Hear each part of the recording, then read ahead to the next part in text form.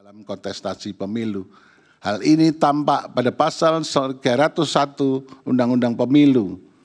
Oleh karena itu, apabila Presiden dan Wakil Presiden turut mengkampanyekan calon yang didukungnya, maka tindakan ini telah mencederai prinsip moral dan etika kehidupan berbangsa dan bernegara yang seharusnya dijunjung tinggi sebagaimana termuat di dalam ketetapan MPR nomor 6 tahun 2021 tentang etika kehidupan berbangsa dan secara filosofis lahir pada tahun 2021 sebagai akibat adanya kemunduran dalam etika kehidupan berbangsa sehingga menyebabkan krisis multidimensional serta untuk memulihkan kembali maka MPR kala itu membuat rumusan pokok-pokok etika kehidupan berbangsa dan bernegara.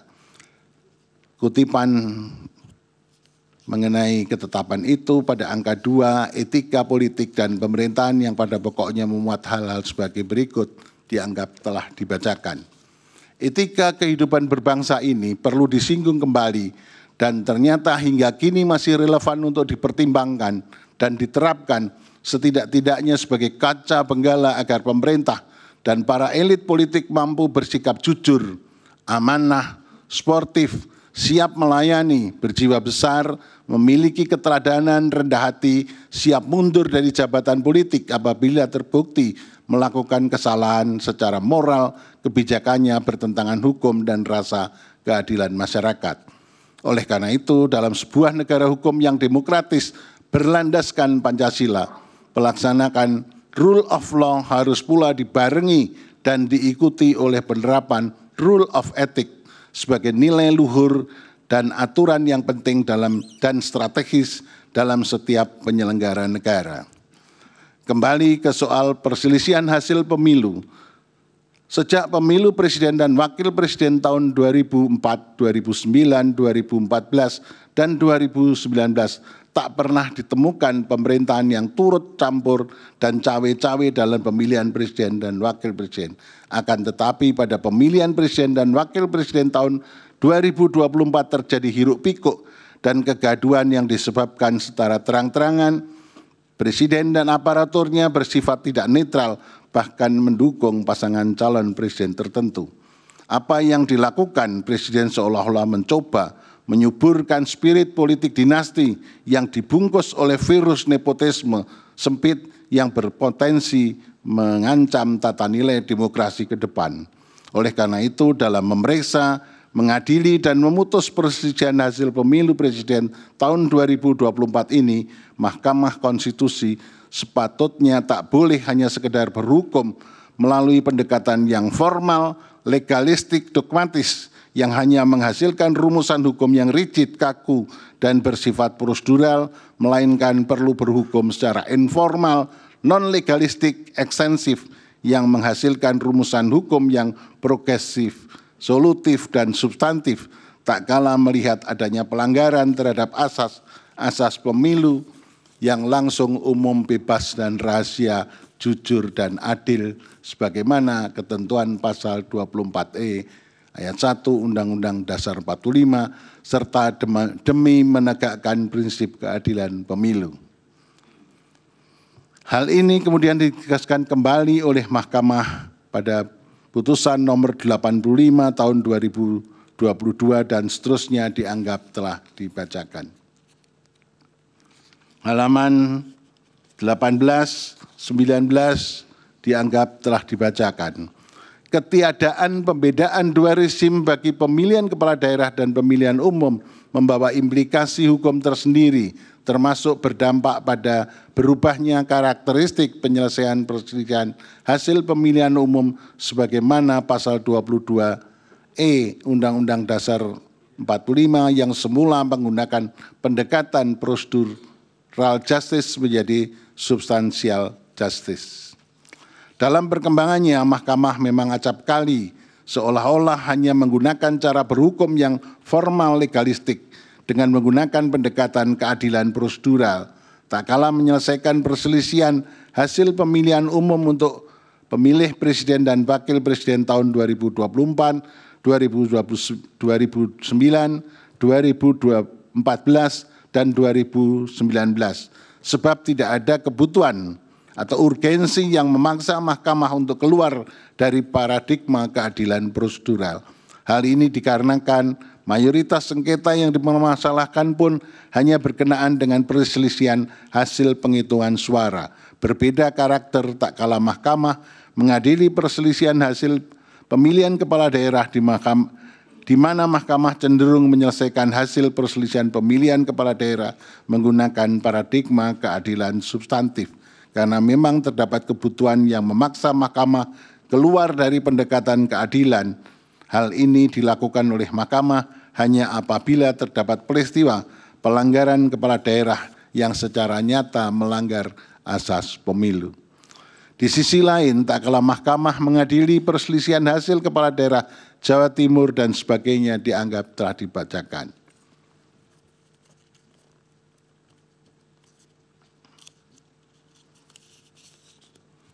Pada titik ini, mahkamah tidak hendak menjadikan dirinya sebagai peradilan pidana atau peradilan perdata. Mahkamah hanya akan mendudukkan secara proporsional dan melihat dari perspektif pasal 22E ayat 1 Undang-Undang Dasar tahun 1945, di mana pemilihan umum, baik itu pemilihan presiden dan wakil presiden maupun pemilihan anggota lembaga perwakilan, pemilihan kepala daerah harus dilaksanakan secara umum, bebas, rahasia, jujur, dan adil. Oleh karena itu, permohonan para pemohon pada dasarnya masih termasuk ke dalam ruang lingkup kewenangan mahkamah. Pemilu juga harus dilaksanakan sesuai dengan prinsip pemilu yang menyatakan tidak seorang pun boleh diuntungkan oleh penyimpangan dan pelanggaran yang dilakukan dan tidak seorang pun boleh dirugikan oleh penyimpangan dan pelanggaran yang dilakukan oleh orang lain. Dalam konteks pembuktian, dalam perkara perselisihan hasil pemilihan umum, khususnya pemilihan umum, pemilihan presiden dan wakil presiden, beban pembuktian pada awalnya berada pada pihak pemohon.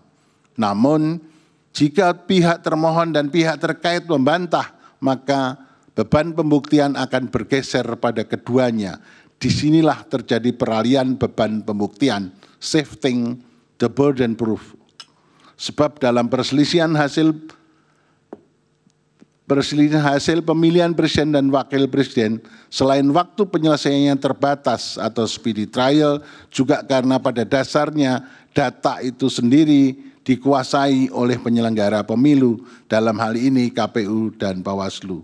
Oleh karenanya apa yang dilakukan oleh para saksi memang sangat terbatas dan hanya dapat menunjukkan adanya gejala atau bukti awal adanya penyimpangan dan pelanggaran yang tidak sampai pada level pembuktian beyond reasonable doubt, sebagaimana dipraktikkan dalam pembuktian perkara pidana. Oleh karena itu, paradigma pembuktian dalam derajat beyond reasonable doubt tidak tepat dan tidak dapat dipraktikkan dalam peradilan pemilu in casu Mahkamah Konstitusi. Sementara itu, pada pendapat berbeda, kali ini saya secara khusus akan memberikan catatan dalam penyelenggaraan pemilu presiden tahun 2024. Berdasarkan urean pertimbangan tersebut di atas sebagai berikut. 1. Demokrasi yang kita anut adalah demokrasi Pancasila, yang artinya pelaksanaan demokrasi yang didasarkan pada nilai-nilai luhur Pancasila. Pancasila tidak hanya sekedar menjadi cita hukum dalam pembentukan hukum nasional, tapi juga merupakan cita etik yang menjadi rujukan dalam bersikap dan bertindak, tidak hanya bagi penyelenggara negara, termasuk presiden dan seluruh infrastruktur politiknya, tapi bagi seluruh warga negara. Sebab negara kita tidak hanya harus diselenggarakan sesuai dengan prinsip rule of law, tetapi juga prinsip rule of ethics. 2. Dalam rangka melaksanakan prinsip rule of ethics dan agar semua penyelenggara negara tunduk pada nilai etika yang luhur yang terdapat di dalam Pancasila, maka pelaksanaan rule of ethics perlu ditegakkan oleh suatu mahkamah etik nasional. Sehingga penyimpangan etika dalam penyelenggaraan negara dapat dihindari, khususnya cawe-cawe presiden dalam pemilu di masa-masa yang akan datang yang tidak hanya merupakan tindakan abuse of power, tapi juga abuse of ethic. 3. Desain hukum pemilu, terutama konstrain waktu penyelesaian sengketa perselisihan hasil pemilihan umum perlu ditambah tidak hanya 14 hari dengan mempertimbangkan ruang lingkup wilayah sengketa yang meliputi wilayah Indonesia sehingga didapat waktu penyelesaian yang rasional, proporsional dengan mengingat adanya waktu pemilihan presiden putaran kedua dan waktu jadwal ketatanegaraan pada bulan Oktober. 4. Perlu juga dibuat undang-undang lembaga kepresidenan yang memuat secara rinci, detail, uraian tugas pokok dan fungsi presiden sebagai kepala negara sekaligus sebagai kepala pemerintahan. Demikian catatan saya yang termuat pada dissenting opinion dalam perselisihan hasil pemilihan umum presiden tahun 2024 sebagai ikhtiar untuk menjaga dan menegakkan negara hukum yang demokratis yang berketuhanan sesuai dengan nilai-nilai luhur Pancasila. Selanjutnya saya akan lebih jauh mempertimbangkan pokok-pokok permohonan para pemohon yang dianggap penting di samping dalam rangka untuk tetap menjaga nyala obor demokrasi di bumi pertiwi yang belakangan ini telah mulai meredup karena tangan-tangan oligarki yang merusak dan meninggalkan noda hitam dalam kanvas perjalanan demokrasi bangsa. Pokok permohonan pemohon dan seterusnya dianggap telah dibaca dengan dalil-dalil sebagaimana hampir sama dengan apa yang disampaikan oleh Profesor Saldi dan Profesor Eni. Sekaligus sementara itu saya sampaikan dari halaman 25 sampai dengan halaman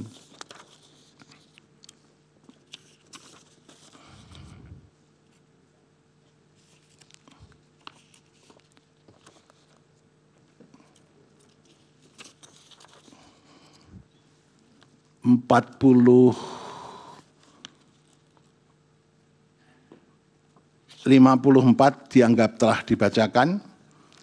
Semua dalil-dalil dianggap terbukti berlawanan dengan hukum, oleh karena itu harusnya dikabulkan. Konklusi, semestinya berwenang untuk mengadili, kemudian eksepsi termohon dan pihak terkait tidak dapat diterima dalam pokok permohonan, mengabulkan permohonan untuk sebagian, memerintahkan untuk dilakukan pemilihan suara ulang di provinsi yang terbukti, Provinsi DKI, Provinsi Jawa Barat, Provinsi Jawa Tengah, Provinsi Jawa Timur, Provinsi Bali, dan Provinsi Sumatera Utara. Terakhir, perlu saya sampaikan, demikian pendapat berbeda dissenting opinion yang saya sampaikan dalam perselisihan hasil pemilihan umum Presiden tahun 2024. Hal ini saya lakukan sebagai wujud tanggung jawab moral dan penilaian profesional atau professional judgment sebagai seorang hakim konstitusi sekaligus sebagai akademisi yang independen yang memutus sesuai dengan kewenangan serta kemampuan dan kapabilitasnya yang kelak akan saya pertanggungjawabkan kehadirat Tuhan Yang Maha Esa, Allah Subhanahu wa Ta'ala, sebagaimana sumpah saya sebagai seorang hakim yang perlu saya bacakan pada kesempatan ini. Demi Allah, saya bersumpah bahwa saya akan memenuhi kewajiban hakim konstitusi dengan sebaik-baiknya dan seadil-adilnya, memegang teguh Undang-Undang Dasar Negara Republik Indonesia tahun 1945 dan menjalankan segala peraturan perundangan dengan seluruh-seluruhnya menurut Undang-Undang Dasar Negara Republik Indonesia tahun 1945 serta berbakti kepada nusa dan bangsa. Sumpah hakim konstitusi yang diucapkan tak kala saya dilantik pertama kali menjadi hakim konstitusi bersifat final and binding di dunia maupun di akhirat bagi seorang hakim. Oleh karenanya, sumpah dan keyakinan hakim menjadi kunci keadilan bagi masyarakat. Selain itu, pudar dan menurunnya standar etik khususnya bagi penyelenggara negara menjadi musabab perlu adanya kepedulian akan pentingnya menjaga keseimbangan antara penegakan hukum, rule of law, dan penegakan etik atau rule of ethic sesuai dengan nilai-nilai luhur Pancasila. Jikalau ini tidak dilakukan, maka akan terjadi tragedi berhukum dan berkonstitusi di negara hukum yang demokratis berdasarkan Pancasila, yang dapat menjauhkan kita dari cita-cita menuju negara Indonesia yang hebat, bermartabat, dan unggul dalam segala bidang. Terima kasih. Assalamualaikum warahmatullahi wabarakatuh. Waalaikumsalam. Demikian diputus dalam rapat permusyawaratan hakim oleh 8 hakim konstitusi, yaitu Soeharto selaku ketua merangkap anggota, Saldi Isra, Arif Hidayat, Eni Nurbaningsih, Daniel P. Yusmik P. Poe, M. Guntur Hamzah, Ridwan Mansur, dan Arsul Sani, masing-masing sebagai anggota pada hari Rabu tanggal 17 bulan April tahun 2024 yang diucapkan dalam sidang pleno Mahkamah Konstitusi terbuka untuk umum pada hari Senin tanggal 22 bulan April tahun 2024 selesai diucapkan pukul 14:52 waktu Indonesia Barat oleh 8 hakim konstitusi tersebut dengan dibantu oleh Mardian Wibowo, Ahmad Edi Subianto, Yunita Ramadhani, Francisca, Dewi Nurul Sapitri, Dian Kusnul Khotimah, Imade Gede Widya Tanaya, Alifah Ramawati, Agus Niwan Etra, Indah Karmadaniah, Rahmadiani Putri Nilasari, dan Yunita Nuwulantari sebagai panitera pengganti dengan dihadiri oleh pemohon dan kuasanya, termohon dan kuasanya, pihak terkait atau kuasanya, dan Badan Pengawas Pemilihan Umum.